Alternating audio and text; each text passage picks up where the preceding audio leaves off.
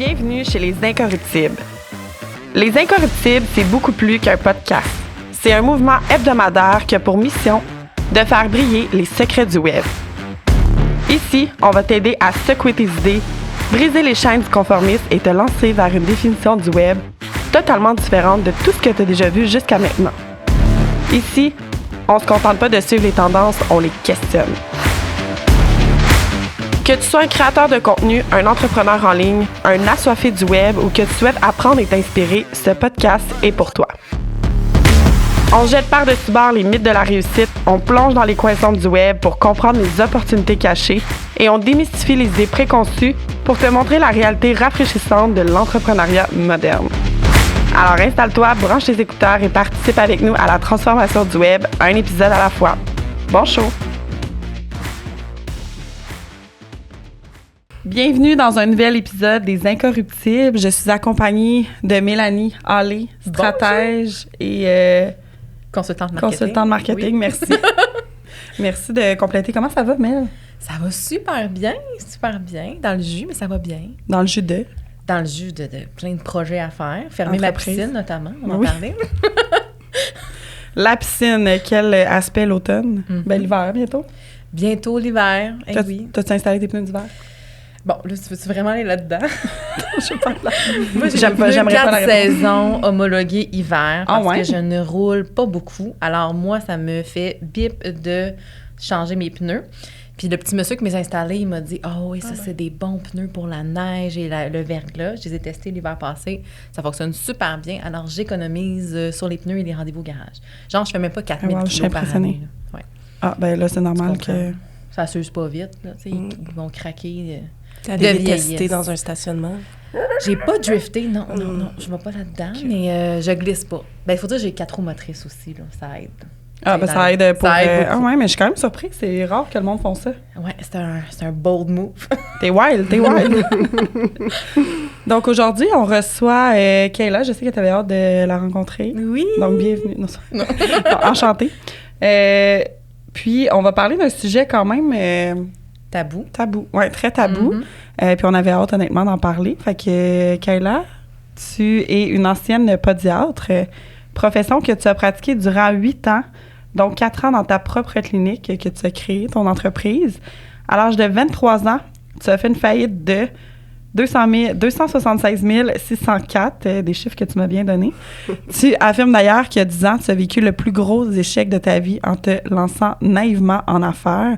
Et c'est une chose qu'on entend de plus en plus, surtout avec la crise économique en ce moment. C'est en juin 2022, lors de tes 22 ans, que tu obtiens ton diplôme universitaire en médecine pédiatrique. Fin septembre 2012, c'était la date où tu accueillais tes premiers clients dans ta clinique. Fraîchement rénové, situé dans un immeuble tout neuf, donc tout grand. En août 2023, tu déclares officiellement faillite. À travers cette année entrepreneuriale, il s'est passé des montagnes russes, des hauts, des bas qui t'ont inspiré le livre que tu es en train d'écrire et qui verra le jour en 2024, si je ne me trompe pas, qui se nomme « Les 10 conseils infaillibles pour une faillite assurée ». Très hâte de lire ça. Mm-hmm. Tu es très active sur TikTok et Instagram. Tu utilises tes plateformes en normalisant, banalisant aussi davantage ce genre de situation. Tu mets beaucoup l'accent sur le fait que tu désires créer plus d'ouverture afin qu'on absorbe un peu plus les situations pour éviter que d'autres se sentent traumatisés ou honteux d'avoir vécu ce genre de choses-là. Aujourd'hui, on est super heureuse de te recevoir, mais avant de parler de ce sujet-là, bienvenue dans le studio des Incorruptibles. Comment ça va? Ça va bien. Ça va fébrile. Je suis contente d'être ici aujourd'hui. Oui, c'est ton premier... Premier podcast à vie. Sauf une fois chez toi. Ben, oui, c'est vrai. Le petit vidéo. C'est un petit vidéo, mais c'était pas... C'est vrai que ça ressemble à ça. Oui, mais c'est pas pareil quand on fait avec le conjoint que quand on est invité, là, comme ça, dans un vrai studio. Effectivement. Donc, ouais. Mm-hmm. Donc, toi, est-ce que tu connaissais un peu, tu l'as su sur les réseaux sociaux? Je suis tombée sur son contenu sur TikTok. Puis j'ai été vraiment appelée par le fait que tu abordais la faillite de manière super ouverte et sans tabou. J'ai trouvé ça vraiment intéressant, rafraîchissant que les gens en parlent. Souvent, les gens vont en parler quand ça fait vraiment longtemps, tu sais, comme « Ah ouais, il y a 20 ans, j'ai fait faillite. » Mais, tu sais, je veux dire, là, c'est pas si loin de toi, puis je trouve ça le fun que tu l'abordes avec tous les angles de ce que ça peut amener. Là. Fait que, ouais, j'ai bien été interpellée. Bien, souvent, en fait, ce qui arrive, c'est que les gens, ils parlent de leur faillite seulement quand sont rendus dans une autre étape de leur vie puis qui ont connu le succès. Mm-hmm. C'est comme, ah oui, j'ai fait faillite, là, nanana. Puis, mais aujourd'hui, regardez, je suis multimilliardaire. C'est une belle conférence. C'est souvent ça, oui, exactement. Alors que la plupart des gens qui font faillite, souvent, c'est leur cheminement entrepreneurial s'arrête là, ou c'est pas par rapport à une business, là, c'est une faillite personnelle. Puis ils ont continué leur vie après ça, sans nécessairement là, avoir un énorme succès. Fait que, puis moi, je pense que je fais un petit peu partie de cette catégorie de gens-là qui sont... J'ai parti en affaires, j'ai fait une grosse faillite, puis là, j'ai eu une vie, entre guillemets, assez ordinaire. Puis j'ai fait ça... Je fais ça pour moi, en fait, là, parce que... C'est moi qui avais honte de ça, c'est moi qui portais ça avec une grosse lourdeur, c'est moi qui en parlais jamais à personne à part mon petit cercle restreint de famille puis d'amis. Puis j'étais comme un petit peu tannée de tout ça, là, fait que j'ai voulu me libérer de tout ça. Je trouve que t'as osé, vraiment. Ça a été quoi le déclic là, pour décider d'en parler aussi ouvertement sur les réseaux? C'est... à cause du livre, en fait, parce que l'idée première, c'est vraiment le livre. Comme d'écrire un peu l'histoire autour de ça. Ouais, ben c'est pas tout à fait... c'est pas une histoire. Le déclic premier vient surtout de... Je suis beaucoup là sur les réseaux sociaux, puis avant, je produisais pas, j'en consommais beaucoup. Puis il y a tellement de coachs de toutes aujourd'hui là, sur les réseaux sociaux. Coach de vie, coach d'affaires, coach de ci, puis de ça, puis de... le gros discours de, ben si vous voulez réussir comme moi, suivez ma conférence, achetez mon programme, faites ce que je dis, puis ci, puis ça. Puis, tu sais, moi, je roule un petit peu des yeux, là, quand je vois ça. Puis moi, je me suis dit, ben moi, j'ai vécu un gros échec dans ma vie. Donc, je me suis dit que j'allais devenir coach de faillite, en gros. D'où le titre, là, 10 conseils infaillibles pour une faillite assurée, c'est que j'apporte la prémisse, c'est que j'ai fait une méga faillite, ça a été un gros événement dans ma vie, j'ai vécu quelque chose d'extraordinaire, puis je veux permettre au plus de gens possible de vivre ça aussi à leur tour. Donc, voici mes 10 conseils pour vivre ça. Donc, c'est des conseils qui sont amenés sur le même ton qu'un coach de vie. T'sais, si vraiment tu veux accomplir ce rêve de faillite-là, ben il faut que tu sois dans une relation de couple de merde, tu sais. C'est comme une semi-parodie de l'anti-conseil. Oui, exactement. Donc, c'est un peu pour parodier ce qui se passe beaucoup là, sur les réseaux. On en voit de plus en plus aussi depuis 2020. Là. Ouais, vraiment. Puis toi, tu as été dans le milieu entrepreneurial à la base, puis fait que j'imagine que ça t'intéresse, fait que tu vois ça énormément passer. Ouais. Puis c'est pas vrai que... Tu sais, il y a aussi un gros discours de comme... faudrait que tout le monde se parte en affaires, puis quand on est entrepreneur, on est tellement mieux que tout le monde, puis fait qu'il y a aussi ce discours-là que je trouve un peu too much, puis que c'est pas vrai là, que c'est fait pour tout le monde là, d'être en affaires, puis que tu peux être un employé, puis c'est très bien. Puis avoir de l'ambition dans ton entreprise. Quand même, ouais. C'est de cracher sur le 9 à 5, alors qu'on sait très bien que les entrepreneurs, ils font plus d'heures souvent, puis comme ils ont une moins bonne qualité de vie que bien des employés qui font du 9 à 5. Ouais. Mais non, moi, je veux vraiment pas faire du 9 à 5. Exactement. Ouais. Finalement, tu fais du 24/7. C'est ça. C'est exactement. Ouais. Tu es stressé du matin au soir, tu penses juste à ça. Il y a une grosse pression qui est sur tes épaules constamment. Qu'au moins...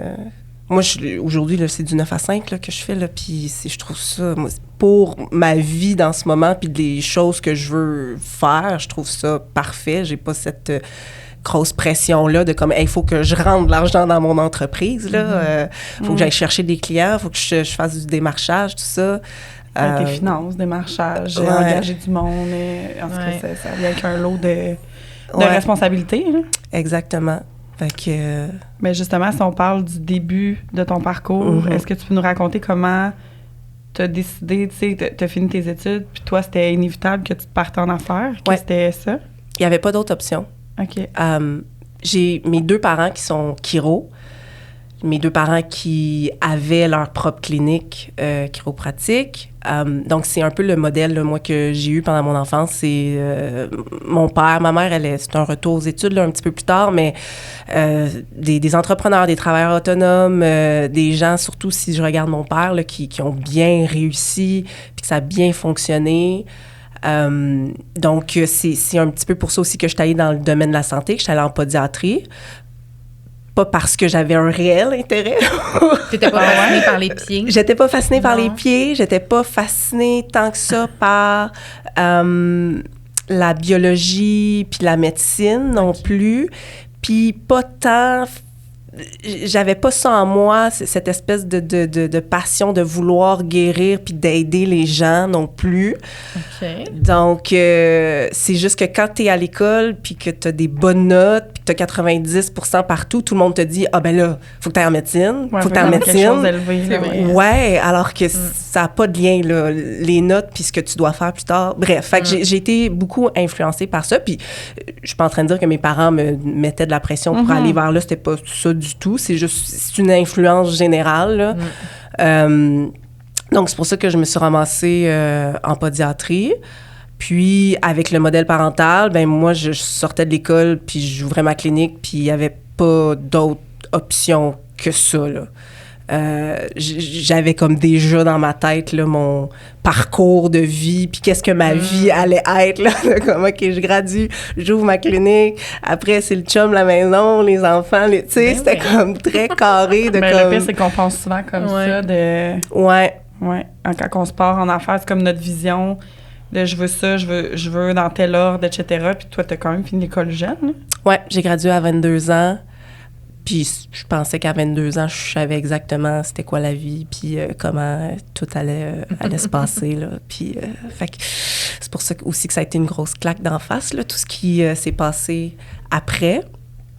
Donc, j'ai commencé quelques mois avant de graduer. J'ai gradué en juin, mais à partir de novembre, décembre de l'année d'avant, je faisais mes recherches, j'écrivais mon plan d'affaires, je contactais les fournisseurs, je recherchais un local. Quand même une base, tu t'es préparée, là. Oui. Tu sais, je savais pas exactement tout ce que ça prenait quand même. Tu sais, dans ma tête, ça allait être facile, là, mais reste que, oui, j'avais quand même une certaine préparation. Je veux dire, il a fallu que je demande un prêt à la banque. Donc, faut que tu arrives avec un plan fait, tout ça. Fait qu'il faut que tu saches où est-ce que tu t'enlignes. Elle a travaillé dans les banques. Dans une autre vie, c'est ça. C'est pour ça que je la pointais. Mais ça n'avait pas rapport avec les prêts commerciaux, là, mais ils sont très exigeants là, pour... prêter de l'argent, faut que ça aille bien. Parce que quand ça va mal, ils sont moins là pour aider. Ils sont pas là du tout. Je n'osais pas le dire, là, mais c'est ça, exact. C'est correct, là, aussi, là, mais... ouais, puis juste avoir mon prêt à la banque, ça a été toute une aventure. Je pensais que ça allait être facile. C'est que il y avait beaucoup de gens... La pédiatrie, c'était comme... je pense que ça faisait 5 ou 6 ans que ça se donnait à l'université. Fait qu'on était dans les premières cohortes à sortir. Il y avait une grosse demande. À peu près la moitié des gradués se partaient en affaires. Tout le monde, avait leur prêt à la banque relativement facilement. Il y avait un gros hype autour de ça, là. Ouais, exactement. Puis il n'y avait pas d'échec, il n'y avait pas de faillite dans ce domaine-là. Je pense que je suis la première personne, la première pédiatre qui a fait faillite. On fait ce qu'on peut. C'est ça. Exactement. Donc... puis finalement, j'ai été voir, je pense, 3 banques différentes. J'ai pas eu mon prêt tout de suite. Ça a amené là, des gros retards. Puis je comprenais pas pourquoi, tu sais, mon amie du même âge qui se part à 30 km de moi, elle a son prêt. Moi, je l'ai pas. En tout cas, il y a eu des situations où est-ce que, tu sais, c'est clair que quand t'es d'une minorité visible, quand t'es une femme, quand t'es jeune, puis tu sais, je sais que j'ai l'air jeune, mais à 22 ans, j'avais l'air d'avoir 14 ans, là, tu sais, fait que j'arrivais à la banque puis on me prenait pas du tout au sérieux. Fait que finalement, il a fallu que je passe par un genre de... Pas un prêteur privé, là, mais un intermédiaire, là, quelqu'un... un genre de courtier hypothécaire, là, mais pour les prêts d'affaires. Okay. Je savais même pas que ça existait là, à l'époque. Bref, il y a quelqu'un qui m'a mis en contact avec ce monsieur-là qui était un ancien banquier. Finalement, lui, il a repris mon plan d'affaires. Il l'a mis beau... Pour les banques. Pour les banques. Ouais, c'est ça. Parce qu'il a travaillé dans ce milieu-là, fait qu'il savait exactement qu'est-ce que les banques allaient regarder, voulaient entendre. Ouais, c'est ça. Puis là, c'est grâce à ça là, que j'ai pu avoir mon prêt, un bon 180 000 $ de prêt là, pour... Comme partir la machine, parce que j'imagine que ça prend des outils, ça prend... Ouais. Je suis jamais allée chez la Podiatre, je pense. Moi, oui, j'ai des pieds plats. T'as des orthèses? Oui. Ouais. Okay. Ma fille en a, là, depuis une semaine. Ouais. Bon. Elle a hérité de mes pieds. Ouais. Mais moi aussi, j'ai les pieds plats. Ah, ouais. C'est pas grave avoir les pieds plats. Mais non. Vous êtes des bonnes personnes. T'avais quoi comme vision, justement, de ton entreprise quand, tu sais, là, t'as eu ton prêt, ça a quand même été difficile, là, j'imagine, comme tu racontes d'avoir eu ton prêt, mais c'était quoi ta vision de ton entreprise? Tu partais, ton centre, ça ressemblait à quoi à long terme? T'en avais-tu? Oui, ben c'était... J'ai trouvé un local qui était beaucoup trop grand pour mes besoins initiaux, là, mais c'était de commencer par, tu sais, 2 salles de traitement, moi, une secrétaire, puis ensuite, graduellement, grossir pour engager d'autres podiatres, pour avoir des infirmières qui travaillent aussi avec moi. Puis il n'y avait pas d'autre plan, vision autre que, c'est ça, d'avoir une business... qui roule, avoir des employés qui travaillent pour moi, pour que éventuellement aussi moi je puisse moins travailler, puis faire du cash. En gros, la vision c'était faire du cash. Entrepreneuriale, oui, c'est sûr. Ça ressemblait à quoi la journée typique d'une podiatre qui commence? C'est bonne question. Se lever le matin avec une boule dans le ventre, angoissé. C'était stressant. Ben pour moi c'était stressant parce que l'affaire. Non seulement j'étais nouvelle dans le domaine de l'entrepreneuriat, mais j'étais nouvelle dans le domaine de la podiatrie aussi. Donc, j'avais pas d'expérience tant que ça client. Oui, tu as des stages puis tout, mais tu es supervisé, c'est pas la même pression. Comprends. J'ai été en travail social puis j'ai tellement vécu... Quand j'ai été lâchée à moi-même, j'ai tellement vécu... j'étais à DPJ en plus, je pense le pire milieu où t'es pas tant soutenu puis que t'as le plus de dossiers possible. Fait que là, il faut juste que tu produises, j'imagine. C'est pas des gens, toi, t'es là pour aider, puis eux, c'est pas des gens qui ont le goût que tu sois là dans leur vie. Là, t'es comme, je sais ce que je fais, finalement. C'est ça, tu doutes. Fait que moi, ça a été un out très rapide, là, mais je comprends le feeling de, tu sais, je suis nouvelle là-dedans, je peux-tu juste l'apprendre, tu sais? Ouais, exact. Il aurait fallu, en fait, que, c'est ça, j'aille travailler dans une autre clinique juste pour comme prendre de l'expérience, puis avoir d'autres collègues avec qui parler, parce que... T'arrives que, c'est ça, juste savoir expliquer un concept à un patient, juste savoir comment interagir, apprendre à faire du small talk, comme j'étais pas très sociable avant, j'étais très dans ma coquille, très introvertie. Fait que c'était difficile pour moi de juste combler les moments de silence, là. Fait que c'est des stress. On pense pas à ça. Non. Mais c'est Dieu sait qu'il y a du small talk avec les professionnels de la santé, là, tu sais, pour détendre aussi le... Puis des fois, tu le sais pas trop, mais moi, des fois, je vais à des plages, j'ai pas le goût de parler, là. Mettons, le coiffeur, c'est ça, c'est mon meilleur ami, mais comme j'ai pas tant le goût de parler... de faire du small talk je suis comme fais mes cheveux, je vais juste dormir, tu sais, mais t'es la cliente, mais je suis la cliente à ce moment-là, c'est ça. Fait que le coiffeur, lui, il faut qu'il sache un peu comme détecter ta personnalité, voir, s'adapte à toi, est-ce qu'elle a envie de parler ou pas, quand même essayer d'initier des conversations, pas mais juste... quand c'est pas ça, c'est tellement challengeant. Ouais. Qu'est-ce que... Exact. Fait que juste d'apprendre ça, ensuite de devenir à l'aise avec mon métier de base, puis après de gérer toute la business.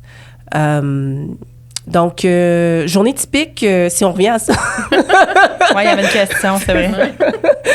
Tu sais, j'ai longtemps fait j'étais dans des groupes d'entrepreneurs, là, comment on appelle ça, là? Tu sais, tu te réunis, là, à comme 7 heures le matin. Des BNI. Ouais, exactement. Oui. Groupe réseau.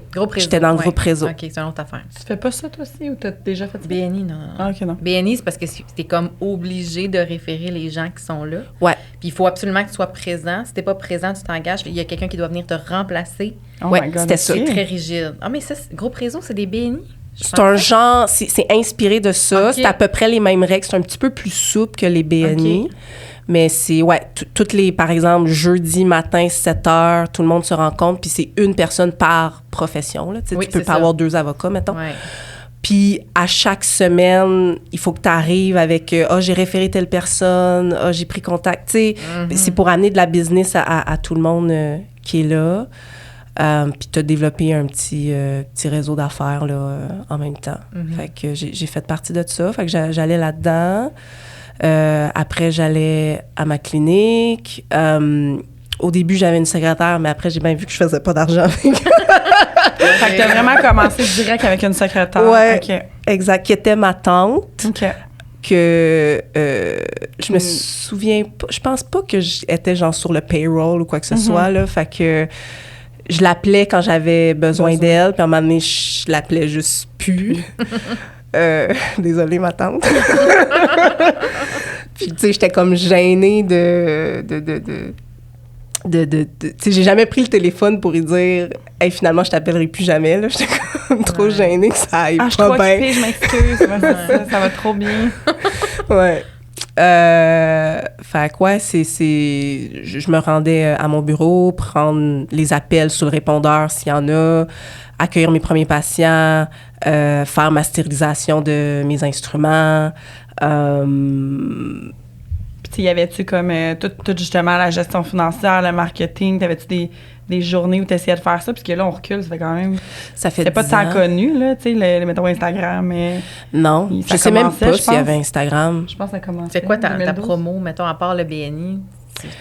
J'étais un tout petit peu sur Facebook, mais tu sais, j'étais vraiment pas constante. Puis c'était pas à travers Facebook là, que j'avais. La clientèle qui venait. Ouais, exactement. J'avais un site web, puis j'essayais de, tu sais, je payais Google, là, Google AdWords. Ensuite, écoute, j'en ai essayé plein là, de marketing, là, des accroches-portes, des envois de cartes par la poste. J'avais rappé mon char aussi. Qu'est-ce que j'ai fait d'autre? Dans un centre d'achat, parce que ma clinique était à Rosemère, vraiment là, de l'autre bord de la rue de Place Rosemère. OK, ouais, quand même une grosse place là, dans ce coin-là. Ouais, c'est très achalandé, là. Boulevard Curie-Labelle, il y a beaucoup de... Curie-Labelle et la 640, fait qu'il y a beaucoup d'autos qui passent là. Fait que j'avais passé, je pense, une fin de semaine, tu sais, j'avais un petit kiosque à Place Rosemère pour essayer c'est ça, de me faire connaître. C'est à peu près ça, là, que j'ai essayé de faire comme marketing. T'as quand même poussé beaucoup sur... le marketing à ce moment-là, je pense que c'était pas mal ça. Là. Essayer de contacter aussi, tu sais, les chiros, les physios, les ergos, les médecins du secteur aussi.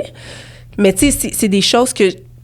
Tu sais, tout ce qui était de contacter des gens puis de leur parler en vrai, ça a été long que je commence à faire ça. C'est dur de faire ça. C'est vraiment... Ça me stressait beaucoup trop. On se rappelle, tu as 22 ans, tu es jeune, tu commences. J'ai pas l'impression de vraiment connaître... Pas que je connaissais pas ma profession, là, mais que je manquais de confiance là, dans mes habiletés. C'est comme un syndrome qui monte. Ouais, exactement. Ça, c'est sûr. Puis ça a pris combien de temps avant que tu te rendes compte que tu as des problèmes financiers, que ça allait pas, que... Tu sais, y avait-tu quelqu'un autour... Tu sais, quand t'es parti ça, t'étais-tu 100% toute seule? Y avait-tu tes parents qui t'aidaient, mettons? Au début, il y avait ma mère qui m'aidait beaucoup parce que j'étais vraiment désillusionnée. Ah ouais? Ouais, parce que avant de commencer à chercher pour un local... je cherchais pour carrément une bâtisse commerciale à acheter. Wow. Tu sais, dans ma tête, là, l'argent allait venir comme ça, j'allais avoir des prêts comme... Fait que avec un courtier immobilier, on avait... puis ma mère, elle m'accompagnait là-dedans, on checkait des immeubles commerciaux pour finalement faire comme, ça c'est peut-être un petit peu cher. Fait que chercher des locaux, tout ça. Puis je me souviens, parce que ma mère... elle a fait faillite, elle aussi. OK. Et comme Kiro, elle avait parti aussi sa clinique dans un local, tout ça n'avait pas marché, elle avait fait faillite. Fait qu'elle avait comme essayé de me conseiller, de me mettre un peu en garde, puis je l'avais vraiment mal pris. Puis j'étais comme, moi, je sais qu'est-ce que je fais, je vais être podiatre, les podiatres, ça fait de l'argent, donc t'as pas à me dire quoi faire. L'arrogance de la vingtaine aussi, là. C'est normal, nos parents connaissaient rien, là, ils n'ont rien vécu. Alors que, écoute, j'ai suivi exactement le même chemin qu'elle, finalement. Tu vas le vivre sûrement en tant que maman aussi. Là. Moi, ma fille, elle me fait ça des fois, elle a 13 ans, puis elle me répond, là, puis elle m'ostine, puis je suis comme, tu connais rien, toi, là. Je passais par là, mais je pense qu'on fait tout ça. On l'a tout fait, on va tout le faire aussi. Ouais. Ben, tu sais, au moins, l'affaire, c'est d'essayer d'avoir cette discussion-là, puis de les avertir, puis d'essayer de partager ton expérience. Mais après, si la personne ne le reçoit pas, il n'y a rien à faire. Exactement. Non, c'est ça. Le mur et le fond. Quand tu as une idée dans la tête, ben, c'est bien dur à faire changer des fois, dépendamment qui tu es. Vraiment. Ouais, vraiment. Puis, moi, c'était ça. J'ouvre ma clinique, puis, tu sais, il y avait rien d'autre, là. Il y avait comme... Tu sais, l'échec, ça n'existait pas, là. On dirait que j'arrive même pas à décrire l'état d'esprit dans lequel il y avait pas de doute, il y avait pas... Puis peut-être que c'est une bonne chose aussi, tu sais, quand tu pars en affaires de pas penser que tu vas te planter aussi. Là. Ben, clairement, ta définition du succès, c'était comme, il y a que le succès qui peut arriver, là. Exact. Il y a rien d'autre, puis comme tu dis, c'est peut-être une bonne affaire, parce que si tu doutes tout le temps, c'est pas mieux non plus, là, mais... Non, puis il y a bien des entrepreneurs qui disent, si j'avais su à l'avance, avant de me lancer, toutes les épreuves, les difficultés, l'effort, je ne me serais pas lancée. Ça prend la naïveté quand tu te lances, honnêtement. Il faut que tu vois ça plus facile que ce que c'est. Je pense que ça vient avec, là. Mais ouais, clairement, je me serais pas lancée en mais c'est ça, mais c'est quoi tu sais, il y aurait eu moyen que je me lance en affaires de façon plus raisonnable. Tu sais, puis que ça moins de risques, que j'ai pas besoin d'emprunter 180 000 à la banque, plus la marge de crédit commercial de 50-60 000. Il y aurait eu moyen que j'aille juste peut-être louer une pièce dans une clinique déjà, tu sais, qui existe déjà. Ouais, exactement, un petit peu. Il y a plein de podiatres qui ont commencé comme ça. Ils ont été plus intelligents que moi. Puis à partir de là, aller, tu sais, grossir de plus en plus gros. Mais on dirait que j'étais comme, ben de toute façon, moi, je vais être grosse. Fait que je vais partir grosse tout de suite. Ben, tu disais qu'il y avait beaucoup de monde, justement, à l'école qui partait. Puis que eux, c'était peut-être... Tu penses-tu que l'influence des gens autour, le fait de s'en comparer, Ben moi, j'avais l'impression que tout le monde, ça allait bien, puis que tout le monde réussissait, puis que tout le monde était donc bien occupé, puis c'était vrai pour certaines personnes, mais il y a des choses que j'ai apprises par la suite que, finalement, cette personne-là était peut-être pas si occupée que ça, ou, tu sais, je connais un podiatre que pendant, je pense que c'est 4 ou 5 ans, il s'est versé un salaire de 500 $ par semaine, là. Mais cette personne-là, elle avait un conjoint à la maison qui était capable de supporter, puis de... Mais sinon... Il y a un contexte qu'on connaît pas, là, Ouais, exactement, mais... Fait que sa clinique était pas si profitable que ça, là, tu sais. Donc, tu t'as jamais... Parce que... Puis, à chaque année, il y a des séminaires, des conférences, puis, tu sais, tout le monde se rencontre. Puis t'as jamais vraiment la vérité de ce qui se passe. Là. Le monde sont comme, ben oui, ça va bien, les choses roulent. Ou ils vont minimiser, ils vont dire, oui, je suis dans un petit creux en ce moment, mais c'est correct. Ça va revenir. Ça va revenir, ouais. Mais ça, on en parlait tantôt justement, mais les illusions entrepreneuriales, puis ça, je pense que j'en ai parlé un peu avec toi, là, le fait d'avoir une perception de quelqu'un qu'on voit sur le web ou puis je sais que tu le vis probablement dans ton quotidien des fois, mais qu'on voit sur le web puis qu'après, toi, tu connais les coulisses, tu connais le background, puis les gens en parlent pas, ils aiment pas se parler du fait de quand ça va pas bien, c'est comme normal, mais en même temps, c'est comme donner une fausse impression de la réalité. Ouais. Puis c'est poche parce qu'on veut un petit peu plus aborder, on veut se rattacher à ces personnes-là, comprendre des fois on dirait que tu te sens pas normal, t'es comme, moi ça va pas bien. Puis là, quand tu commences à en parler, finalement, personne va bien. Tu sais, comme, OK. Oui, c'est ça. Parce que je pense pas qu'on est obligé de dire que ça va mal quand ça va mal. On n'est pas obligé de rien. Sauf qu'on n'est pas obligé non plus de faire semblant que ça va vraiment bien. C'est ça qui est tricky parce que, tu sais, souvent, ça vient comme avec une fausse, tu sais, un genre de gros front. Tu sais, toi, est-ce que tu l'avais, ce front-là? Est-ce que toi, quand on te parlait, tu disais « Ah, ouais, ça va vraiment bien, j'ai ma clinique, ma secrétaire. » Temps partiel. Temps zéro. Ouais, c'est ça. Puis au final, je disais que c'était slow, tu sais, je disais que j'en parlais pas beaucoup. On dirait que c'est flou. Je sais pas trop qu'est-ce que je disais. Je disais pas que ça allait bien, là, puis que les choses rentraient. Mais tu parlais pas nécessairement que ça allait mal non plus. Non plus. Je disais pas grand-chose. Ouais, exactement. C'est tabou. Mais c'est ça, tu sais, des fois, tu peux peut-être pas juste pas en parler, justement, quand les gens y abordent, t'es comme « Ah! » Puis on dirait aussi que le fait d'en parler, ça te le remet en face. Tu sais, des fois, tu dis, tu veux comme te cacher ça à toi-même, même. Tu veux rester dans l'illusion que, mais non, ça va aller. Fait que de dire les choses, ben ça les rend réelles. Mm-hmm. Puis, des fois, c'est ça, t'es pas prêt à faire face à ça. À tout ça. Ouais. Mais moi, ce qui m'intéresse aussi, c'est savoir c'est quoi le premier warning. Tu sais, la première chose qui t'est arrivée en pleine face où tu te dis « Ouais, là, finalement, je pense que ça va pas si bien que ça, mes affaires. » C'est quoi le signe? C'est pas même pas une lettre de huissier pour commencer, là? Non, parce que, non, j'ai toujours tout payé, tu sais, mes fournisseurs, mon loyer, jusqu'à la date que j'ai fait faillite, là, tout le monde a été payé. OK. Donc, ben, tu sais, c'est que de mois en mois, je voyais que les chiffres, ils augmentaient pas vraiment. Tes revenus? Mes revenus, oui. J'ai eu une discussion avec mon père, puis il y a beaucoup de choses que j'ai oubliées, là. Je pense que mon cerveau a comme fait « Hey, ça a été une période difficile, on va mettre ça dans un coin quelque part. » Des traumatismes, il y a des périodes que tu fais comme « Ah, je me rappelais pas de ça. » Puis il y a sûrement des gens qui t'ont rappelé des choses. Mm-hmm. Ben surtout ma mère, là, en fait, elle m'a rappelé je te l'avais dit. Mais une chance qu'elle me l'a pas... Non, elle me l'a pas dit comme ça. Mais je sais pas, j'ai eu une discussion avec mon père... Puis c'était peut-être plus facile parce que mon père, ça fait plusieurs années qu'il est comme in and out du pays, là. Fait que j'y parle peut-être une fois par mois.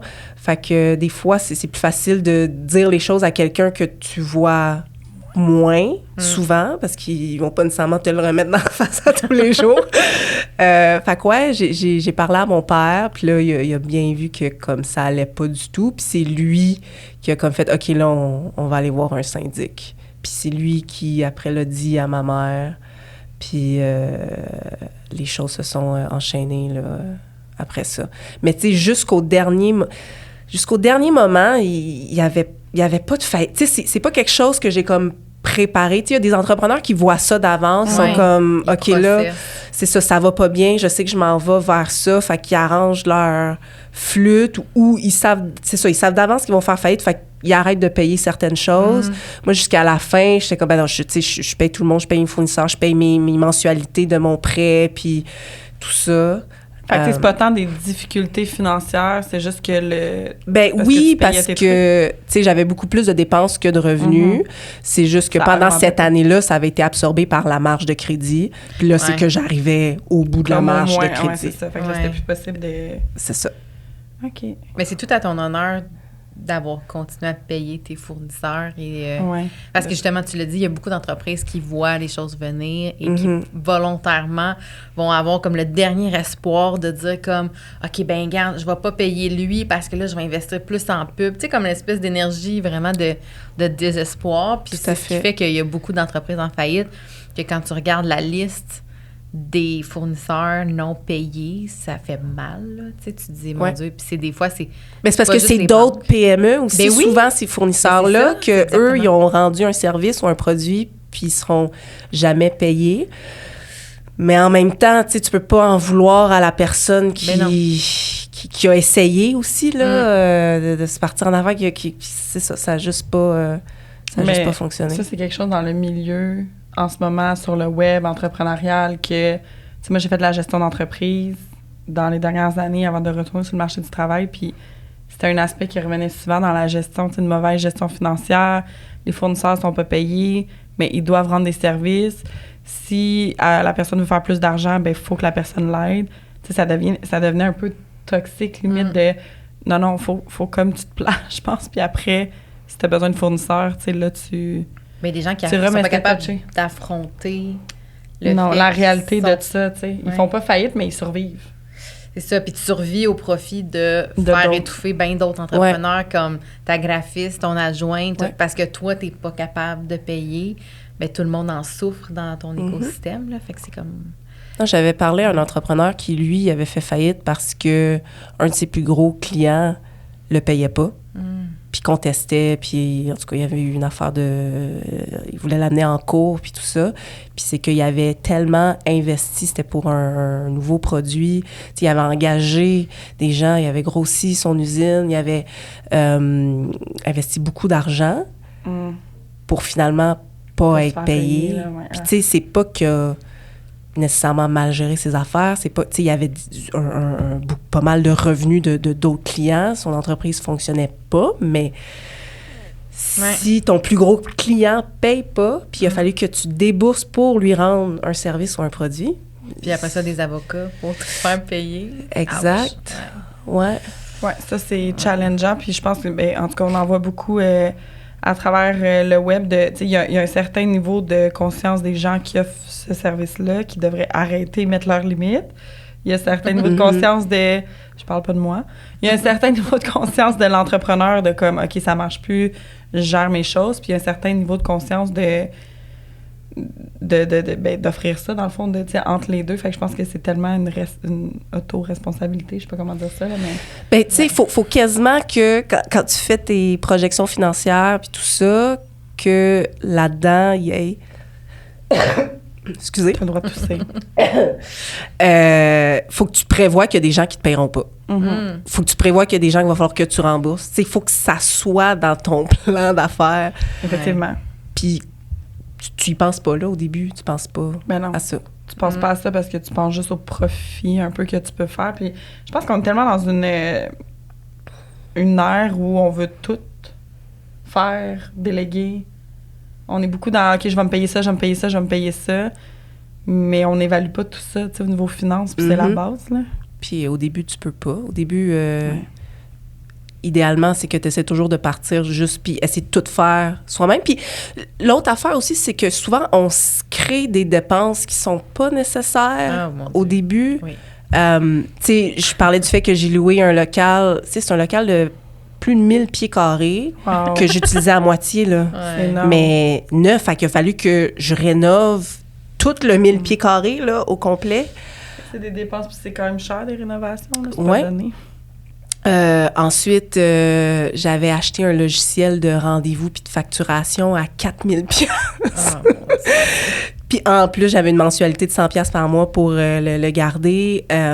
Il y en avait d'autres logiciels là, pas mal moins chers que ça, que j'aurais pu me partir avec moins. Mais je me suis acheté un Mac parce que je voulais que, tu sais, quand les gens entrent dans la clinique, ils voient le Mac. La petite pomme. Oui, la petite pomme. Puis j'arrête la clinique super technologique, là, de comme, tu remplis ton questionnaire médical sur un iPad, puis tu reçois tes factures par courriel. Puis, tu sais, parce qu'il y a 10 ans, il n'y en avait pas tant, là, de tout ça. Fait que moi, je voulais être ça. Ouais, je voulais me démarquer, mais ça venait avec un coût qui était déraisonnable, là, pour une personne qui commence. Mais accepter de commencer petit, c'est vraiment rough quand toi, ta vision est big. Puis, tu sais, je l'ai souvent dit, moi, quand je vois j'ai une idée de projet en tête, je vois la version hollywoodienne. C'est parce qu'il faut accepter d'avoir une passe film d'auteur à petit budget, tu sais, pour te rendre là.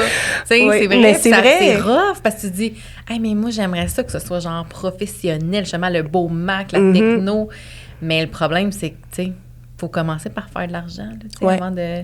Puis aussi, quand tu commences petit, ben toutes les erreurs que tu vas faire, ça va être des petites erreurs qui vont coûter des petits sous. Qui vont avoir moins d'impact. Qui vont avoir moins d'impact. C'est ça, que si tu pars gros tout de suite, ben la moindre erreur que tu fais, ça a des gros impacts. C'est ça, t'en perds beaucoup, là. Ouais. T'étais-tu, dans le fond, personnellement responsable des prêts quand tu étais à la banque? Oui. Fait que ça veut dire que toi, ta faillite, elle était professionnelle et personnelle. Oui. En fait, c'est que en tant que podiatre, je ne pouvais pas m'incorporer. La loi ne le permettait pas. OK, je savais pas. Donc, j'avais pas le choix. Aujourd'hui, c'est différent. Là. Les podiatres peuvent s'incorporer. Puis c'est la même chose pour les chiro aussi. Là. Quand ma mère avait fait faillite, elle pas pouvait protéger avec une non. Donc, tout était en nom personnel. Oh, OK. Par contre, même pour les personnes qui partent en affaires avec une entreprise incorporée, à partir du moment où est-ce que tu es sur papier l'administrateur de cette entreprise-là, tu es responsable d'une partie des dettes de l'entreprise. Ouais. Ben, c'est que les banques, de toute façon, ils vont dire... Ils vont demander des garanties. Prêter, mais gars, tu as une maison, on va mettre en caution ta maison. Ouais, c'est ça. Ils se backent, là. Ouais. Puis si ton entreprise fait faillite puis tu as des taxes pas payées ou des choses comme ça, ben le gouvernement va aller chercher... personnellement chez l'administrateur de la compagnie. Fait que souvent, là, la compagnie fait faillite puis la personne fait faillite aussi. Oui. Dans les cas où ça n'arrive pas, ça va être vraiment parce que c'est légalement bien backé. C'est une grosse entreprise. Ils ont eu négocié des accords. Mais tu sais, comme à notre échelle, à nous, même si on s'incorpore, c'est vrai que c'est souvent lié. Oui. Puis j'ai même, ça c'était vraiment triste, là, une dame était même pas propriétaire de l'entreprise. C'était son conjoint qui avait parti une entreprise dans le domaine du transport. Mais elle s'est fait un petit peu avoir là-dedans. Lui l'avait mis comme administratrice de l'entreprise. Puis finalement, ça a mal viré, là, tout ça. Là. C'est une grosse faillite de plus de 700 000 $ que l'entreprise a faite, puis qu'elle aussi a dû faire parce que était sur papier administratrice. Donc, fait que c'est difficile quand on est dans les petites, moyennes entreprises de vraiment bien séparer comme tu dis, là, personnel du professionnel. Mais ça aurait pu, c'est pour ça que je te pose la question, je savais pas que tu pouvais pas t'incorporer à l'époque. Je me dis peut-être qu'elle a réussi à bien fignoler les prêts. Mais tu sais, l'avantage, c'est que j'avais 22 ans, j'avais rien. J'avais pas de maison, j'avais pas de bien, j'avais pas de REER, j'avais que des dettes. Ils peuvent rien saisir. Ils peuvent rien saisir. Parce que normalement, avoir des biens, mettons, maison, auto, peu importe, ils auraient pu saisir. Dans une certaine mesure, tu sais, ils sont obligés de quand même te laisser travailler puis te laisser un toit. Okay. Donc, si tu as une maison puis un chalet, ben, c'est sûr qu'ils vont venir récupérer le chalet, mais ils vont pas venir récupérer la maison. Parce que tu as un toit sur deux, maintenant. Ouais. Ils vont te laisser ton auto. Si tu as des outils de travail, un ordinateur, ils vont te laisser ton ordinateur, ils vont pas te saisir ça. Fait que, tu sais, il y a des choses que, même les REER, ils peuvent pas toutes te les prendre, là. Si ça fait 20 ans que tu cotises à tes REER, ils vont peut-être juste prendre la dernière année de cotisation de REER. Donc, ils vont pas te laisser là, tout nu dans la rue. Donc, il y a certaines choses que, quand même, là, que tu peux... qui sont protégées, là, si on veut. Mais moi, à la base, tu sais, j'avais une auto. C'est ça. Donc, ça n'a pas eu tant d'impact dans ma vie, cette faillite-là, à part que, tu sais, ton crédit est scrappé, bousillé pendant 7 ans. Fait qu'après, c'est de rebâtir ça. Mais, tu sais, je me dis, je suis pas pire que d'autres jeunes de 22 ans qui payent pas, qui remplissent leur carte de crédit parce qu'ils s'achètent des bouteilles à 500$ dans des clubs puis qui flobent leur... Tu sais, je me dis, ça a comme été une chance que j'ai fait faillite à 22 ans. Et non plus tard. Et non à 45 ans, parce que de toute façon, j'étais à une période dans ma vie où est-ce que, tu sais, je pensais pas à acheter une maison puis à faire des investissements. Puis, tu sais, j'étais pas rendue là de toute façon. Donc, ça m'a permis de comme me remettre. Puis là, à 33 ans aujourd'hui, tu sais, j'ai une maison, j'ai des REER, j'ai un CELI. C'est ça, il y a une vie après. C'est ça, il y a une vie après. Puis, tu sais, j'ai pu m'en remettre justement quand t'es dans une période où est-ce que t'es comme, ben, tu sais, je veux fonder ma famille, tu sais, je veux avoir une maison, tout ça. Ben là, j'étais comme remis là, de tout ça, ouais, OK. Ouais. Mais hier, j'ai écouté, fun fact, j'ai pas écouté, mais en background, chez mes parents, il y avait J.E. qui jouait. Et il parlait de faillite. Il parlait de faillite, puis c'était comme des jeunes ou des moins jeunes qui parlaient du fait qu'eux, ils avaient déclaré faillite, puis il y avait beaucoup de mythes qui tournaient autour de ça. Puis moi, j'ai eu un petit jugement par rapport à ça, parce qu'il y avait des faillites de 4 000 $, des faillites de 10 000 $, puis je me disais, mon Dieu, mais comme, trouve-toi une deuxième job, puis paye-la. Tu sais, 4 000 $, c'est... Je me disais en même temps, pour du monde, mettons, moi, avoir 40 000 de dette, ça me stresse pas. Mais pour du monde, avoir 100 pièces de dette, ça... Ça dépend toujours de ta capacité à générer de l'argent. Mettons que tu travailles au salaire minimum, une dette de 10 000, tu vas la traîner vraiment longtemps. Ouais. Mais ouais, j'avoue que 4 000, c'est sûr que... je me disais, mon Dieu... ça dépend vraiment des situations, du contexte. Il y avait justement un article dans le journal, ça fait quelques mois de ça, là, mais c'est une dame qui était travailleur autonome, qui était tombée malade. Mais c'était quelque chose comme le cancer, je me souviens plus exactement, là, mais ça l'empêchait complètement de travailler. Ou de faire autre chose. Ou de faire autre chose. Elle avait des dettes. Plus aucun revenu, puis aucune façon de faire des revenus non plus. T'sais, fait que dans cette situation-là, qu'elle ait 5 000 pièces de dette ou 50 000 pièces de dette, ça change rien qu'elle n'est pas capable de payer, puis que là, elle va se ramasser sur l'aide sociale. Là. Donc, c'est vraiment contextuel à chaque personne. Puis, tu sais, il faut, quand tu fais faillite, ta faillite peut être contestée aussi. Donc, faut que tu ailles aussi avec les conseils de ton syndic, puis que ton syndic te donne des bons conseils. Parce que si ton créancier, lui, dans sa tête, il pense que tu es capable de payer, ben il peut t'amener en cours. Puis dire, non, moi, c'est de la bullshit, là, ce que tu fais, là. C'est pas vrai que t'es pas capable de payer. Puis finalement, ça se peut que ta faillite, ben elle passe pas, puis que tu sois obligé, là, de payer. Parce que justement, il y a un mythe au Québec, c'est facile de faire faillite. Je sais pas ce que tu penses de ça, là, mais... C'est plus facile qu'à d'autres endroits. Je pense que, tu sais, il y a des endroits que tu peux juste pas faire faillite, là. On en parlait, je pense que c'est mon boss qui me disait ça. Là, en Italie, lui, c'est la dette suit la famille, là. Oh! Si toi, ta fille fait faillite, c'est toi qui vas payer. Puis tu vas payer toutes les... C'est pas une entente de genre, tu payes la moitié ou... tu fais ça pendant 1 an, puis après, la dette est effacée. La dette est jamais effacée. Mais j'avais entendu ça pour, les hypothèques dans les pays où les maisons coûtent très cher. Les prêts sont comme, se transmettent de génération en génération. Ouais. Mais pas pour des dettes perso, je savais pas. Oui, chaque pays a ses propres règles. Mais tu sais, il y a personne...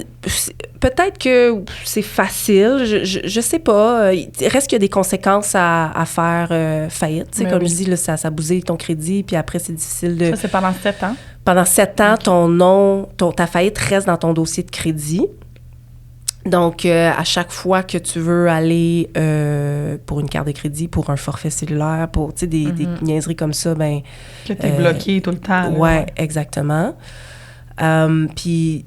Tu sais, 99% des gens, ils veulent pas faire faillite. Là, c'est vraiment un choix. Ben, c'est même pas un choix, c'est un manque de choix rendu là. Quand t'as pas le choix, c'est le dernier recours que tu peux faire. Exact. Puis, tu sais, je sais qu'il y a du monde que ça les fait chier parce que, tu sais, j'en vois là, des commentaires là, sur mes réseaux sociaux de comme, ben oui, c'est ça, tu voles l'argent du monde. Mais c'est ça, comment tu deals avec ça? Parce que c'est sûr qu'il y en a, là, surtout sur TikTok, évidemment. Ouais. Ben, les pires commentaires, c'était sur Facebook, étonnamment. Okay. Moi, je pensais que la haine était sur TikTok. Non, la haine est sur Facebook. Il y a des trolls sur Facebook. Ouais. Ben, tu sais, moi, je suis juste contente de vivre dans un pays où est-ce qu'on a le droit à une deuxième chance. Tu sais, parce que si c'était pas de ce mécanisme-là de faillite ou de proposition de consommateur, ben il y a des gens là qui finiraient dans la rue, drogués.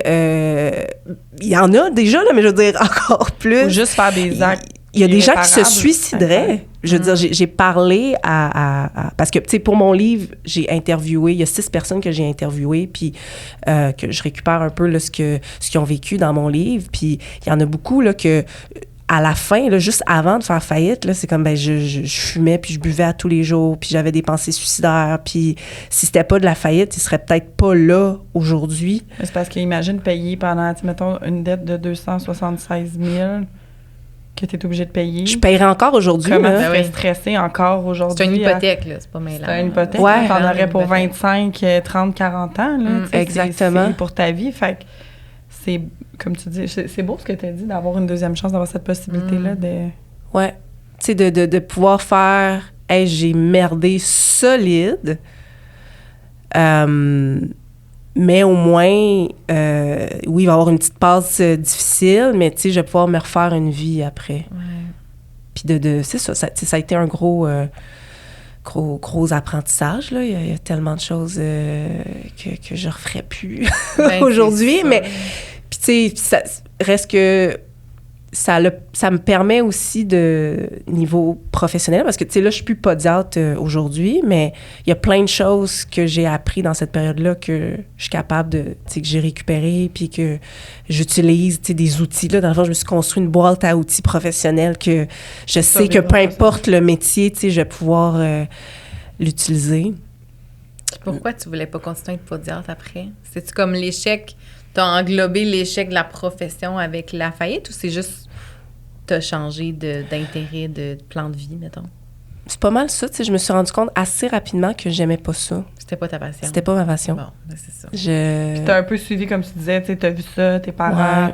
Mais y a-tu des gens, justement, à ce moment-là, qui t'inspiraient dans leur... Peut-être tes parents, mais qui t'inspiraient dans leur vision, dans leur succès? Là, c'est sûr que ça fait longtemps, là, peut-être. Pas vraiment. Qui m'inspirait. Tu sais, c'est sûr que je voyais d'autres podiatres. Ben, quand j'étais encore dans l'époque de comme je veux faire ça, là, je voyais d'autres podiatres qui avaient une clinique, puis là, qui ouvraient une deuxième clinique, puis tu sais, qui avaient plusieurs succursales, tout ça. Puis j'étais comme, ah, wow, tu sais, moi aussi, j'aimerais ça, tu sais, en arriver là.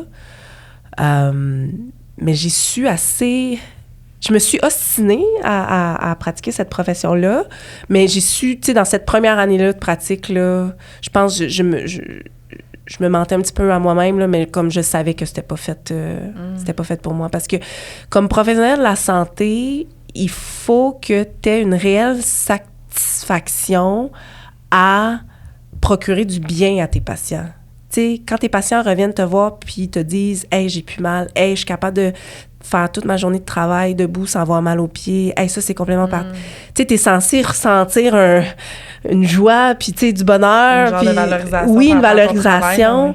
Puis moi, c'était pas ça, je ressentais pas. J'étais juste comme soulagée de comme faire « Ouf, OK, cette personne-là est venue me voir, elle m'a payé, puis... » Elle reviendra plus. Elle reviendra plus, mais c'était ça.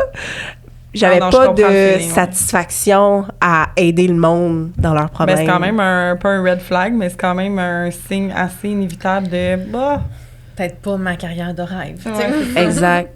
Puis il y en a plein là, qui sont dans le domaine de la santé puis qui devraient pas, puis que tu sais, puis ça se voit là, qu'ils sont pas là sont là pour faire leur job, tu sais, pas pour nécessairement réellement aider le patient. Mais j'avais comme cette pensée-là que le problème, c'était moi, puis que c'est pas vraiment que j'aimais... Je me disais que c'était comme ça pour tout le monde, qu'il y avait, tu sais, personne vraiment qui aimait tant que ça leur travail, puis fallait juste que, genre, suck it up, puis genre, fais-le, puis c'est ça la vie, là, tu sais. La vie, c'est un peu de faire quelque chose que t'aimes pas tant, puis... Mais ça, c'est très ancré dans beaucoup de mentalités, là. Je pense que c'est de génération. En tout cas, dans les générations, je pense de mes parents, c'est pas mal. Ouais. C'est comme, fais ta job, ça paye tes affaires. Exact. Le minimum. T'en profiteras en retraite quand t'auras ton fonds de pension, si t'en as un. Ouais. C'est triste. Mais c'est triste. Puis nous, on est un petit peu plus visionnaire, fait que c'est challengeant des fois, là, de rester cantonné. Ouais. Puis j'avais cette crainte-là. Je pense que c'est pour ça aussi que ça a pris du temps avant que je change de domaine, pas d'affaires, là, mais de métier. Parce que je me disais, ben même si je change, finalement, je vais juste me retrouver dans une autre profession que ça va être la même merde, tu sais, puis que je vais pas aimer ça anyway. Puis... Parce que reste que... Tu sais, même si moi, j'aime pas ça, la podiatrice, objectivement, c'est une belle profession. Tu fais les horaires que tu veux. Tu veux travailler 20 heures semaine, tu travailles 20 heures semaine. Tu veux travailler 60 heures semaine, tu travailles 60 heures semaine, tu sais. Puis c'est un peu aussi, je sais pas si c'est encore vrai aujourd'hui, mais tu sais, il y avait une pénurie avant. Fait à peu près n'importe qui voulait t'engager. Tu sais, c'est vraiment toi qui décidais. Tu Google, t'en trouves un, puis tu y vas. Ouais, mais je parle en tant que podiatre, que comme... Tu sais, c'est toi qui décidais vraiment de comme l'horaire que tu voulais faire, puis t'allais trouver une clinique qui allait te prendre sur tes conditions, là. ouais, c'est quand même étonnant. Ouais. Le 10 ans, mettons, puis encore... Ouais. Puis, reste que étant donné que j'étais en transition de carrière, j'avais repris des études en mathématiques puis en informatique. Fait que je faisais ça juste à temps partiel. Puis je faisais ça 2 jours semaine. Puis j'étais capable de me sortir un excellent salaire, là. Je devais faire à peu près là, du 60 000 $ par année en travaillant 2 jours semaine. Wow. Donc, ça aurait pu être ça. Tu sais, ça aurait pu être une belle vie, là. Tu travailles 2 jours semaine, tu fais un salaire de 60 000, puis après, le reste du temps, tu fais ce que tu veux, puis tu peux partir sur d'autres projets. Mais ces 2 jours semaine-là me faisaient tellement chier. C'est sûr que c'est pas très glorieux, c'est ça. Non, c'est ça. Ouais. Mais fait que tout ça pour dire que c'est ça, ça reste une belle profession, mais c'était vraiment pas fait pour moi. Tu sais, plein de matins où est-ce que conduire jusqu'à mon bureau, puis je pleurais, là. Je pleurais de stress, je pleurais de... Tu sais, j'étais tellement pas bien, puis je voulais pas aller travailler. Puis t'as pas le goût de faire ta journée, puis t'as pas non, le goût de... c'est ça. Puis quand la journée finissait, j'étais comme tellement soulagée, puis comme « Yes, OK, elle finit celle-là. » C'est ça. Puis je me souviens d'un patient qui était mon dernier de la journée, là, ça m'avait marqué, puis... C'est que, tu sais, plus la journée avançait, plus je devenais comme joviale et énergétique parce que plus je voyais la fin. En tout cas, puis il était... 7 heures sans vie. Ouais, yes. C'est ça. Puis lui, il était comme, wow, c'est fou que t'aies une si... Tu sais, que t'aies encore autant d'énergie alors que tu viens de travailler 10 heures puis je suis ton dernier patient. Puis dans ma tête, j'étais comme, ouais, mais je veux juste m'en aller. T'es mon dernier puis je suis juste vraiment contente que je vais m'en aller après. C'est quand même triste, hein? Quand tu y penses. Mais là, il y a eu il y a eu la grande vision de l'entrepreneur, tu l'as créé. Là, il y a eu la discussion avec ton père, le syndic, le processus, faire faillite. Là, après, ça s'est passé comment? J'ai fait l'erreur de continuer. La profession? Ma clinique. OK. Ouais. Malgré la faillite? Malgré la faillite. Ah. Ouais. Mais comment on peut faire ça? En fait, c'est que j'ai fait des affaires un peu... C'est pas illégal, mais c'est pas la façon que t'es censé faire, là, mettons. OK. C'est que, tu sais, j'étais allée voir le syndic, puis OK, on a décidé qu'à telle date, j'allais déclarer ma faillite. Sachant ça, j'ai été trouver un autre local, beaucoup plus petit. Tu sais, il devait faire le quart là, de ce que j'avais. Fait que j'ai signé un autre bail commercial ailleurs, dans un plus petit local. La fin de semaine qui précédait la déclaration de ma faillite, j'ai tout déménagé mes équipements dans ce nouveau local-là, à l'insu de mon propriétaire. Puis j'ai continué mes activités dans ce nouveau local-là. Tu sais, j'avais quand même pris la peine de prendre des photos de toutes. Puis j'avais remis toutes les photos au liquidateur parce que, tu sais, en théorie, il n'y a plus rien qui t'appartient. Ouais. Tous les équipements ne m'appartenaient plus. Ils ont jamais été... Ils ont été théoriquement repris par le liquidateur, mais jamais physiquement. OK. Donc, ma mère a été voir le liquidateur, puis elle a racheté les équipements au liquidateur. Puis j'ai continué à pratiquer quand même. Combien de temps t'as dit? 4 ans tout. Ah, quand même! Fait que j'ai fait faillite 1 an après mon démarrage, puis j'ai continué un autre 3 ans après ça. Mais en y allant de reculons le matin? Puis... Ouais, okay. Exact. Wow, quand même! Ouais. Mm-hmm. Fait que je conseille pas nécessairement de faire ça, parce que, pour vrai... La meilleure chose que j'aurais dû faire, c'est juste comme tout remettre au liquidateur, tout arrêter ça, prendre un pas de recul, puis me demander sincèrement, tu sais, qu'est-ce que j'avais réellement envie? Est-ce que c'était vraiment de continuer en affaires? Tu sais, c'est comme... Faire faillite, c'est comme une séparation, là. Mais il y a peut-être aussi le deuil entrepreneurial. Il y a un deuil, là-dedans. oui. Je veux dire, il y a le deuil de ta faillite, mais là, s'il faut en plus que tu laisses aller, c'est comme beaucoup de deuil, là. Exact. Puis il aurait fallu que je le fasse comme il faut, ce deuil-là, à ce moment-là. Pour... Tu sais, ça m'aurait pas empêché, après, 2-3 ans plus tard, de repartir si j'avais vraiment voulu repartir. Bon, on y pense pas à ça, on n'est pas assez patient. Non, on est tout le temps en mode, là, OK, qu'est-ce que je peux faire? C'est quoi le next? C'est quoi, tu sais, comment me sauver du mieux que je peux de cette situation-là, tout ça. Donc, ouais, c'est ça qui est arrivé. J'ai aussi eu ma faillite qui a été contestée par un des créanciers. Ouais. Parce que j'avais j'étais pas mal sûre, j'étais la première podiatre à faire faillite. Fait que les banques étaient comme « Wow, minute, là! Vous êtes censés faire du cash, vous autres, là! » OK, fait qu'ils ont contesté. Fait que, ouais, la banque avec laquelle j'avais une marge de crédit étudiante, c'est cette banque-là qui a contesté. Ça aussi, ça a été un stress additionnel. Ça a retardé ma faillite. Parce que là, il faut que tu engages des avocats, j'imagine? C'est ça. Oh my God. Ouais, il fallait que j'aille voir un avocat. La faillite, il faut que tu engages des avocats. Merci. C'est ça, t'as pas de cash. Ouais, mais tu sais, c'est pas gratuit là, de faire faillite. Faut que tu payes à ton syndic un montant à tous les mois. Puis en plus, il a fallu que je paye un avocat. Puis ma faillite a duré beaucoup plus longtemps que prévu. J'étais censée être libérée 9 mois après la déclaration de ma faillite, mais à cause que ça a été contesté, il a fallu attendre la date de cours. Fait que ça a doublé mon temps. Là. Finalement, ça a pris 1 an et demi avant que je sois libérée de tout ça. Puis pendant tout ce temps-là, t'es dans l'attente, t'es dans le stress. Qu'est-ce qui va arriver? C'est pas le fun. Non, c'est pas le fun. Puis, tu sais, finalement, ça s'est bien conclu, dans le sens que le créancier s'est juste pas pointé à la cour, puis... Ouais, ça a juste fait comme c'est correct, finalement. Fait tout ça pour rien. Merci. Pour rien. Ouais. Mais, fait que ouais, ma faillite, tu sais, ça a coûté plus de 7 000 $ cette faillite-là, là, qui est rien, là, comparé aux 276 000. Mais c'est ça. C'était pas gratuit, là. Mais moi, je me demande à qui ça a été le plus difficile de l'annoncer.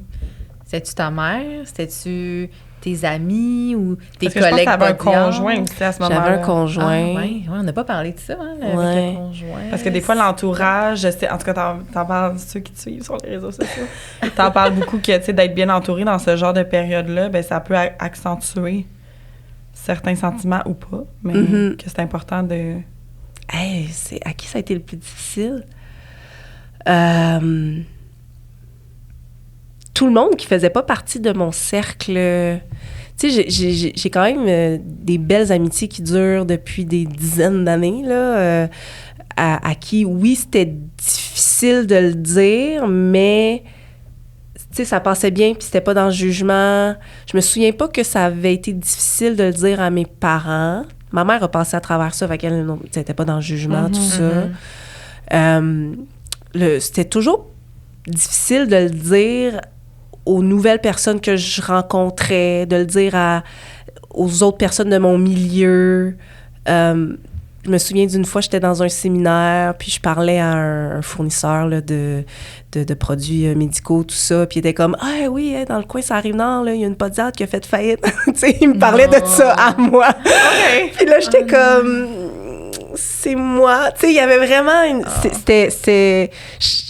Ouais, toutes les gens qui me connaissaient peu, c'était le plus difficile. Parce que j'ai toujours voulu... Tu leur vis tout le temps à chaque fois, là? Comme, ouais. J'ai fait ça. J'avais jamais vécu l'échec avant. J'avais tout le temps cette image-là de... Hey, c'est la petite fille parfaite qui a tout le temps des bonnes notes à l'école, qui réussit tout ce qu'il fait. Fait qu'on dirait que je voulais maintenir cette image-là devant tout le monde. Donc, j'osais jamais le dire. Puis j'avais l'impression aussi qu'à partir du moment où est-ce que je le disais, ben les gens, ils allaient pas vouloir continuer à me connaître, qu'ils allaient pas m'aimer, qu'ils allaient... prendre au sérieux aussi. Ouais, mais qu'ils allaient penser moins de moi à cause de ça. Me faire témoin parce que t'as vécu ça, ouais. Ouais, exactement. Puis je pense qu'il y a beaucoup de gens qui font faillite que c'est ça, parce qu'il y a véritablement du jugement de... Tu sais, du monde qui m'ont dit « Ah, ben moi, je ferai jamais faillite de ma vie. » Tu sais, c'est comme... OK. Statistiquement, on est à une bad luck de vie de la faillite. Là, comme tu parlais tantôt, l'exemple du cancer, tu sais, c'est les cas les plus flagrants là, de faillite. C'est comme, il suffit juste que la maladie soit dans la famille ou, tu sais, comme chez toi, là, en toi, que ça peut déroger complètement tes finances personnelles. Fait que, tu sais, tu te fais mettre dehors, oui, il y a d'autres jobs, mais en même temps, tu veux pas nécessairement... Il y a plein d'affaires qui peuvent faire en sorte Vraiment. C'est surtout là, avec le contexte économique actuel, les taux d'intérêt qui augmentent, l'inflation, tout ça. Puis ça a déjà commencé. Il y a beaucoup d'entreprises qui font faillite. Puis il y a beaucoup de gens aussi qui arriveront pas, là, puis qui vont probablement faire faillite. C'est pas quelque chose que tu peux prévoir, puis tu peux pas dire...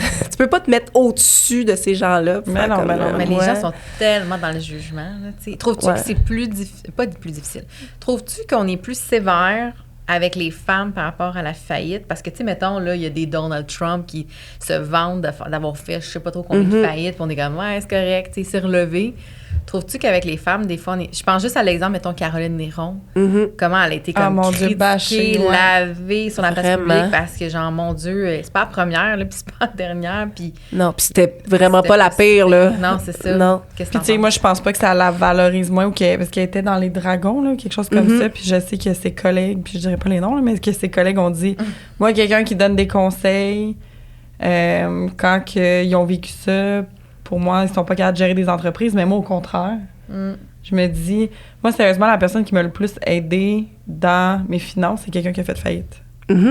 Puis, avant ça, c'était des gens qui avaient, oui, de l'éducation, oui, qui étaient capables de me faire un plan, mais dans le concret, de m'amener dans des angles de « Ah, ben si tu fais ça, il peut arriver ça. » Puis après, j'ai su qu'elle avait fait faillite, puis mon jugement aurait pu faire « Oh my God, la fille qui m'aide avec mes finances a fait faillite, ça n'a pas de sens. » Mais au contraire, j'ai comme...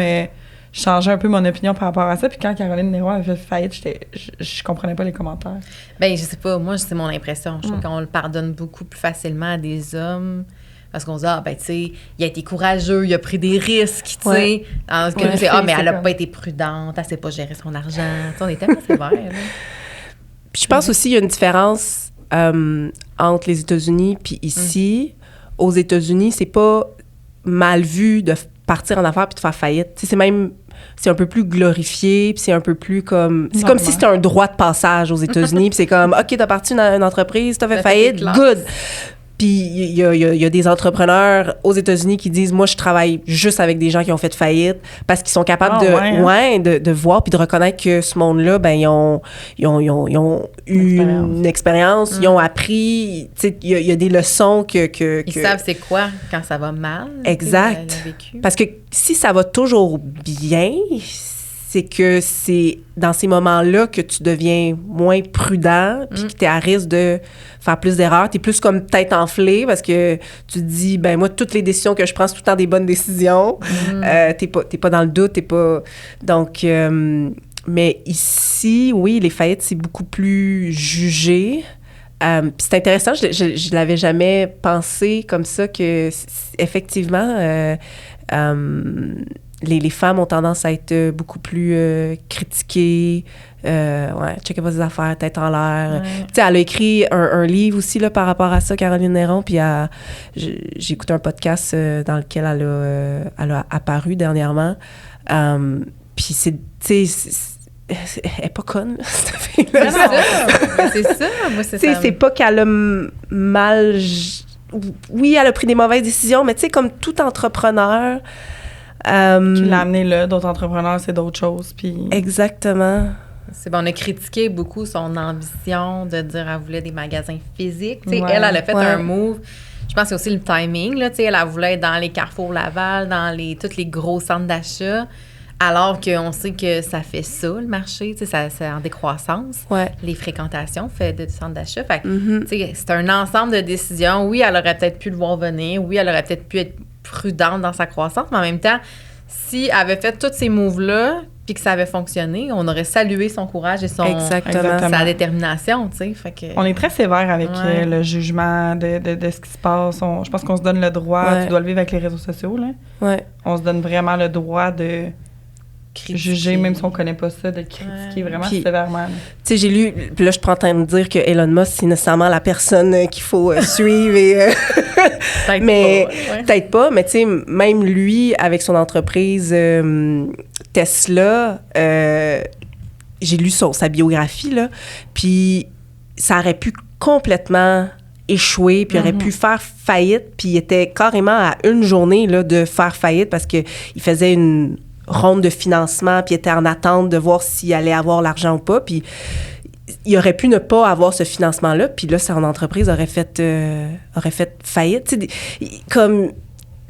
Il y a des contextes. Il y a des contextes, puis ça se résume à ça. Là. On est tous à un pas là, de comme tu faire disais, faillite. N'importe qui peut faire faillite, puis c'est pas plus quelqu'un qu'une autre. Ou, c'est ça. Ouais, mais c'est peut-être juste la petite parenthèse émission de consommation que j'ai le goût de partager, mais c'est aussi pour ça les travailleurs autonomes qui écouteraient le podcast, tu sais, des assurances invalidité, c'est super important.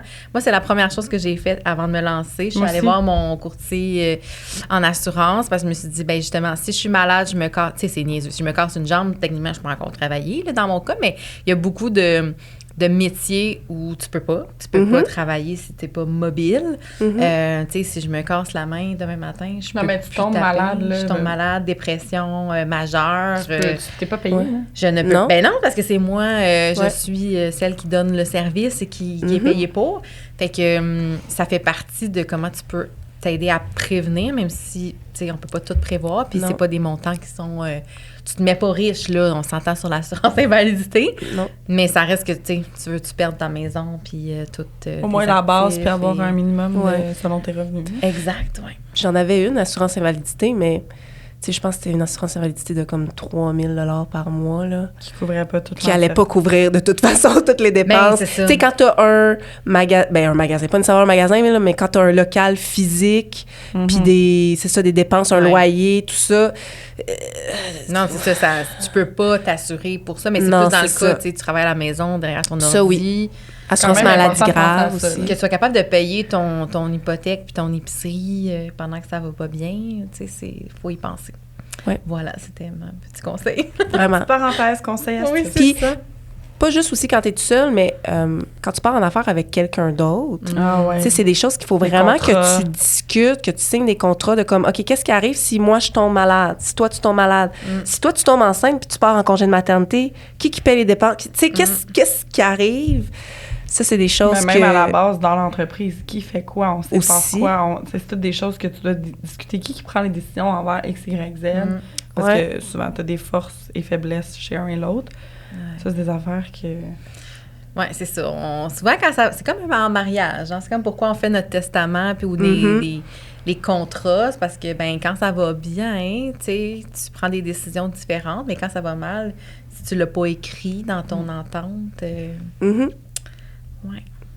En finissant, déjà, quel conseil tu donnerais aux entrepreneurs qui soient en ligne, bref, aux entrepreneurs qui font face justement à des difficultés financières ou émotionnelles en lien avec leur entreprise? Je leur dirais que, ils sont pas seuls. Je pense à peu près les personnes qui sont parties en affaires ont passé par ce genre de crise-là, de période-là, que financièrement, ça va pas, c'est pas top. De pas trop s'en faire avec ça, que ça l'aide d'un bord ou que ça l'aide de l'autre, tu sais, au final, c'est pas bien grave. Il faut pas avoir... C'est ça. Si au final, ça t'amène à une faillite, c'est pas bien grave puis c'est pas la fin du monde. T'sais. Ça veut pas dire que t'es un mauvais entrepreneur, ça veut pas dire que t'es une mauvaise personne. C'est juste que ce que t'as essayé de faire là sur le moment, ça fonctionne pas.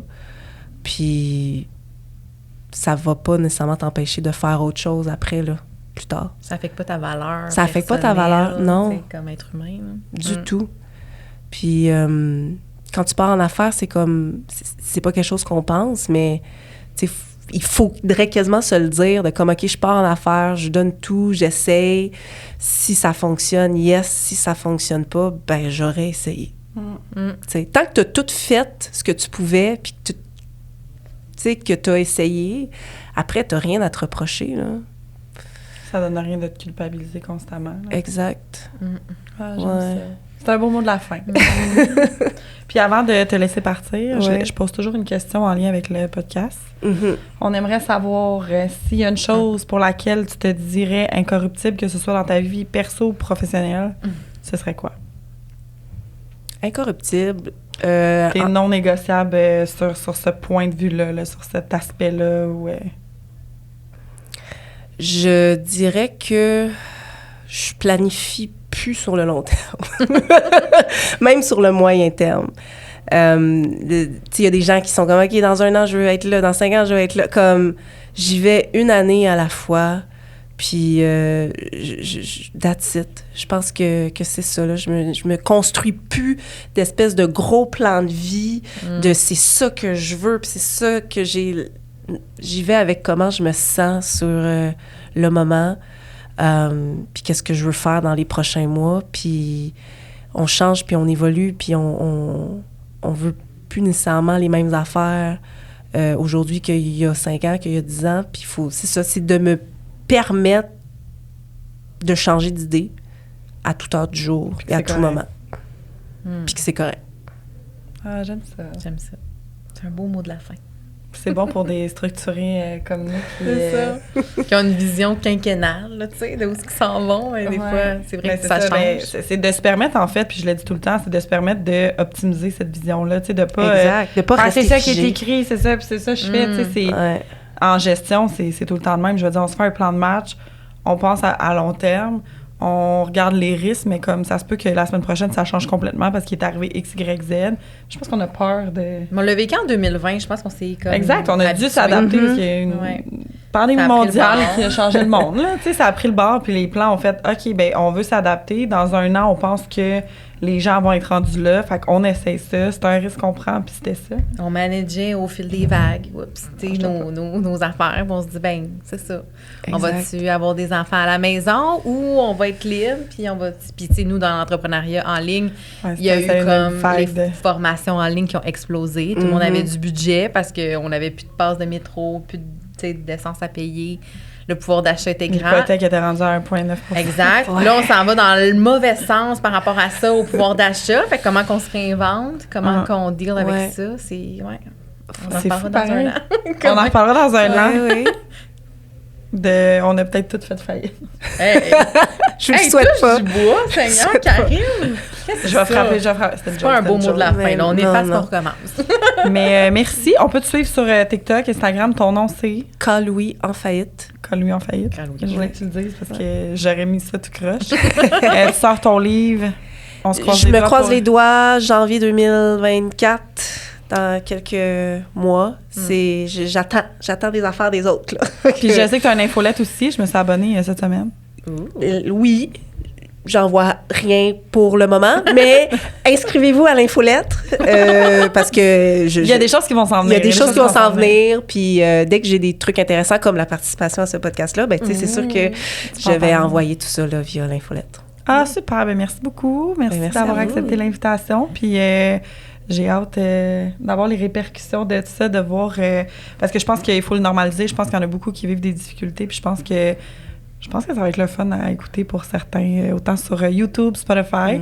Donc, on a ouvert l'espace. Oui, on a ouvert l'espace. Fait que let's go, les commentaires, venez jaser, partager.